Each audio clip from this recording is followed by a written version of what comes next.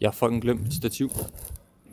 Kender I det der, når man skal ud og rejse, også selvom det bare er noget indrigsværk, og man lige pakker dagen før eller dagen før det, og man bare har den der lille stemme i baghovedet, der siger, at du har glemt noget. Ja, det er så meget i dag, fordi jeg står her uden stativ, så det bliver en god gammeldags vlog, hvor man bare har en håndholdt. Og det kan sgu også et eller andet. Jeg har længe rigtig gerne vil til København lige sådan en dagstur, ren og skær for Pokémon-regi. Så den har jeg valgt at så tage i dag. Jeg skal over og besøge i hvert fald 2 butikker. Den ene af dem, den tænker jeg godt, I kender. Og den anden, den er helt ny. Jeg har ikke været over at se den. Den åbnede for en lille måneds tid siden. Jeg kan se, at folk egentlig allerede er begyndt at tjekke ind i flyet. Så jeg må hellere komme ned og tjekke op det samme.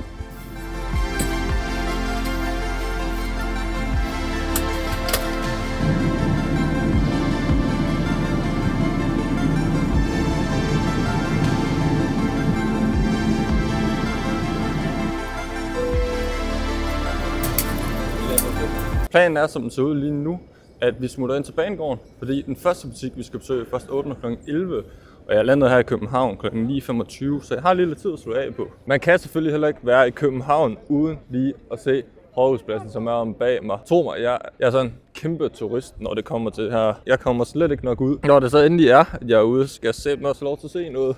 Jeg finder lige lidt mad, der er lige lidt tid endnu til, at butikken rigtig åbner. Så jeg finder lidt mad hver gang jeg er i København. Så skal jeg søge som Max, fordi vi har det ikke i Nordjylland. Jeg har fået Max i alt den tid, jeg har været i Sverige. Fordi jeg har været i Sverige rigtig mange gange. Derfor fik vi altid Max, og i stedet for McDonald's og Burger King og den slags. Så fik vi Max, og jeg elsker Max. Nu er det godt nok kun lige 1 burger, fordi det er stadig morgenmad. Og jeg skal nok spise her igen. Vi tog lige 1 burger her fra morgenstunden, en double cheeseburger. Den vil jeg lige få kvast ned, og klokken den er om en halv time cirka. Åbner den er 10.30, så jeg får lige spise den her. Nu er vi altså ved at ramme første butik, og inden vi går derover, gå lige ned i kommentaren, lige gæt på hvem det er. Og så når jeg er dernede, smid lige et like. Shit, der er meget larm i København, så wow.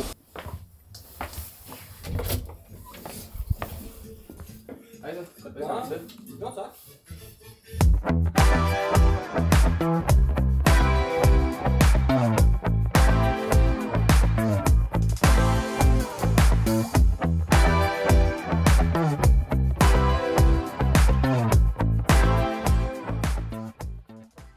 Det var selvfølgelig herinde ved Matraus, meget Matraus, vi går langt tilbage, men det er jo første gang, jeg er i hans butik faktisk. Jeg vil gerne indrømme at sige, at den er meget mindre, end man ser ud på kameraet.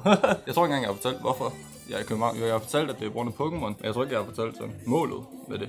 Så jeg finder et sted at kunne sidde, og så fortæller jeg lige, hvad målet er for den her tur faktisk. Grunden til at tage til København, det er fordi, jeg er i gang med at samle de første 151 Pokémoner. Der er der bare større mulighed i København for at finde de kort, jeg skal bruge. Der er mange flere butikker end i Nordjylland. Altså Nordjylland, det har været spilforsyningen, tror jeg, og de ser ikke rigtig enkeltkort. For enkeltkorts skyld, og det er egentlig det, jeg skal have. Så har jeg taget til København-tur, også bare for at få en lille miniferie. Og jeg kan love for, her, der er der rigtig mange kort. Det er helt vanvittigt, hvor mange kort der er. Så jeg er 100 på, at jeg nok skal få fundet alle kortene. Altså mange af kortene skal sikkert bare være bulk. Men der er også nogle af dem, der rigtig gerne må se pænt ud, være nogle illustrationsware. Og det er også det, jeg lidt kigger efter i dag, tror jeg. Og i bulk, det tror jeg køber fra nettet. Jeg har lige stået ved deres rodekasse i en lille times tid for at finde en hel masse kort, som jeg manglede. Og jeg har lige tjekket dem af, og umiddelbart mangler jeg kun 17 kort, så har jeg en af hver af 151. Så nu skal jeg også lige se, om jeg kan finde herinde. Ellers er der også en butik mere, vi skal op og kigge. Jeg fandt også lige den her Dragonite her i deres mapper. Nu får jeg også til 16 kort, vi mangler. Vi skal se, om vi kan få fundet dem. Der er også monsteren herovre, vi skal kigge på. Jeg tænker, at den her Dragon er, som jeg kan se, og den her Mew her, de to skal vi også have, tænkt er, fordi det er altså også 2, jeg mangler i samlingen, og jeg synes, de er voldpæne. I hvert fald den her Mew her. Jeg tænker, det bliver det sidste, vi køber hernedefra. Og så skal vi videre, fordi Tiv er her ikke. Jeg har sagt hej til Kanto, det ved jeg ikke, om I har hørt. Har du godt? Ja. Men Tiv er her ikke, og jeg tror, han er blevet lærer. Så jeg tænker, måske jeg kan prøve at tage derud, og så se, om han er derude. Det krydser jeg fingre for. Og de siger hej. Nu sagde jeg jo mig og Matraus, vi er gået langt tilbage. Det tror jeg i hvert fald. Så jeg siger det nu. Mig og Matraus, vi går sådan langt tilbage op til 2023, fordi jeg har jo lavet en hel masse af hans videoer. Redigeret dem. Og lavet thumbnails og den slags ting. Men det er sjovt, at jeg aldrig sådan har været over og se deres butik. Nu har jeg set butikken. Nu er jeg bare over til centrallæret ved ham. Og så får jeg lige sagt hej der også. Der. I lige måde. Er der ikke? Det er det. Du er på tur? Ja. Jeg tror, du pulser over hele din krop eller hvad så? Over det hele. Sådan er det sådan noget. Siden sidst i hvert fald. Og en tur ind i butikken. Så kom jeg også lige forbi der centrallærer og fik sagt hej til Mathias også. Lige nu der sidder jeg inde i Fields, fordi jeg venter lige på noget mad først og fremmest. Men jeg fik også lidt travlt, så jeg skulle hurtigt afsted, så jeg har ikke nået rigtig at filme noget derfra. Og ren høflighed også bare. Nu spurgte jeg heller ikke, om jeg måtte. Men jeg fik en lille smule clips i forhold til deres lærer, og altså kæmpe meget Pokémon, synes jeg. Det er helt vanvittigt. Og nu kan jeg se, at min mad den kommer. Det er ikke max, som jeg sagde sidst, at når jeg køber så det, men igen, jeg havde en lille smule travlt. Fordi hvis jeg også skal ind og se den næste butik, som I måske allerede har gættet, fordi nu sagde jeg Fields, hvilken butik det er, så har jeg det travlt, så jeg skal bare lige have hurtigt 2 burger ind i butikken, og så med flyet igen til Aalborg. Men nu får jeg lige lidt mad. Det er selvfølgelig Rogers, mine damer og herrer, som er den næste butik, jeg skal ind i. Og de har åbent en helt ny butik her i København, inde i Fields. Så det er jo pissefedt. Der er kort overalt herinde. Og der er playzone, og der er graded kort, der er masser af produkter, accessories. Så der er det hele herinde. Kæmpe stor den her butik her. Jeg vil lige få taget et kig på nogle kort. Igen, vi mangler 14 kort, og jeg tænker, når jeg køber dem, sætter man lige ned og får vist jer dem. Men jeg ser lige, om de har dem først og fremmest, og jeg tager lige en hurtig kigger.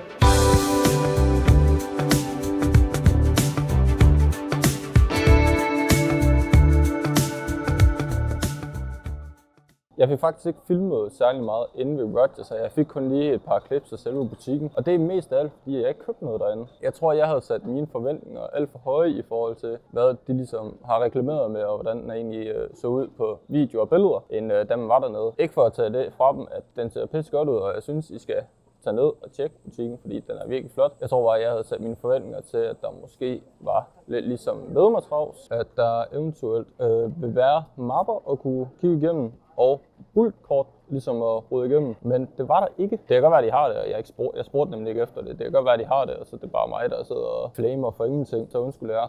Men det havde de i hvert fald ikke fremme. Det var det, jeg manglede, så jeg har ikke fået købt alle de kort, jeg mangler. Jeg mangler 14 mere, så dem tænker jeg egentlig bare at købe over Cardmark, fordi jeg kunne heller ikke finde dem med Matravs. Jeg kiggede lige en ekstra gang, da det var, jeg slukkede kameraet. Men jeg fandt lige sådan 2 her i BR, som jeg tænker, jeg skal have åbnet. Men de bliver åbnet på TikTok, fordi det er åbenbart også begyndt på.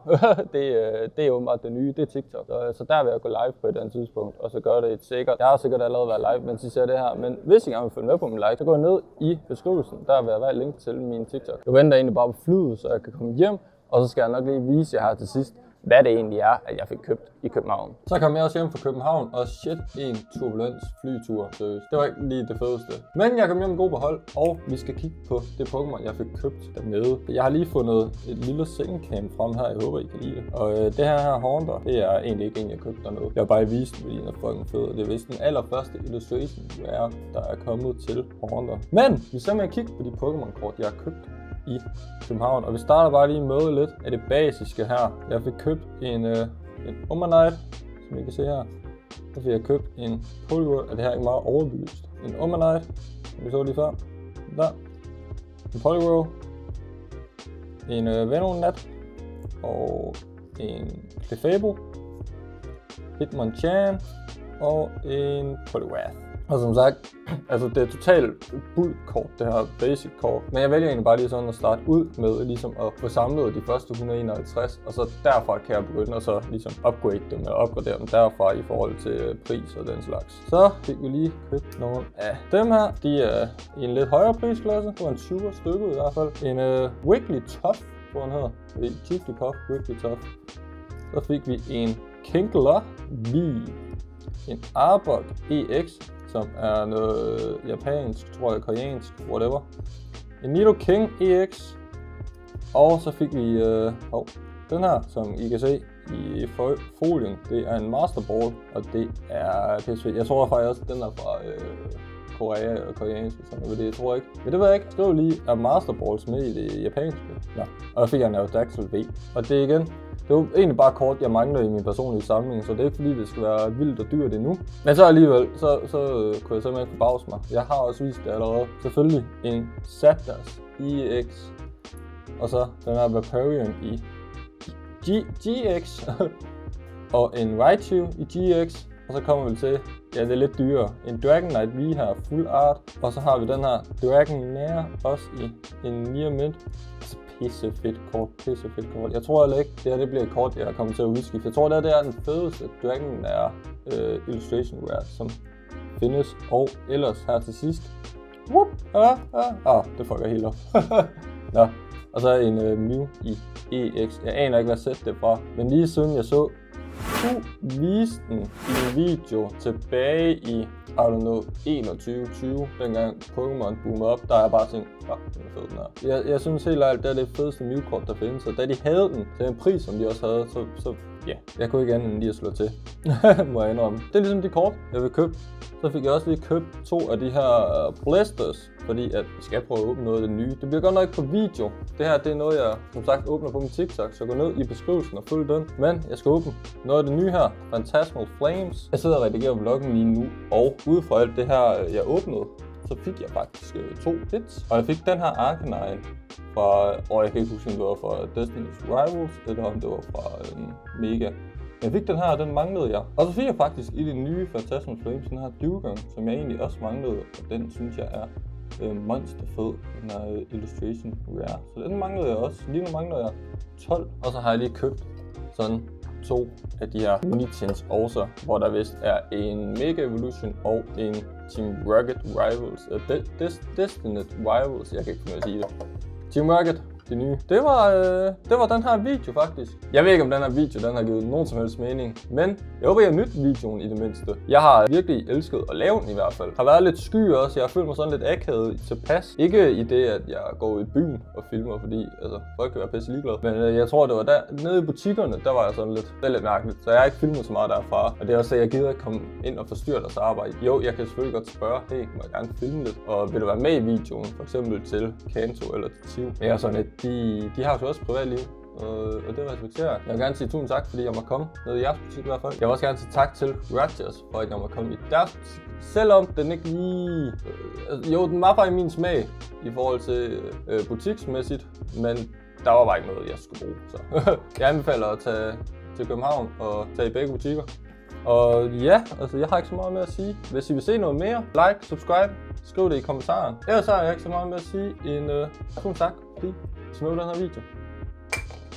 Ses. Det er mig igen. Jeg sidder stadigvæk lige og får gjort det sidste her. Men jeg havde en ting, hvor jeg kan ikke kalde den her video det, som den hedder, uden jeg ligesom også får alle 151. Så de sidste 12 kort, dem har jeg lige købt hjem på kartmarkedet, så de kommer inden for et par dage. Jeg har fanget alle 151 Pokémoner nu i hvert fald, som det ser ud. Jeg skal bare lige have dem hjem. Men ja, det var bare lige sådan. Det her, det var ikke med i den rigtige video. Så, pat.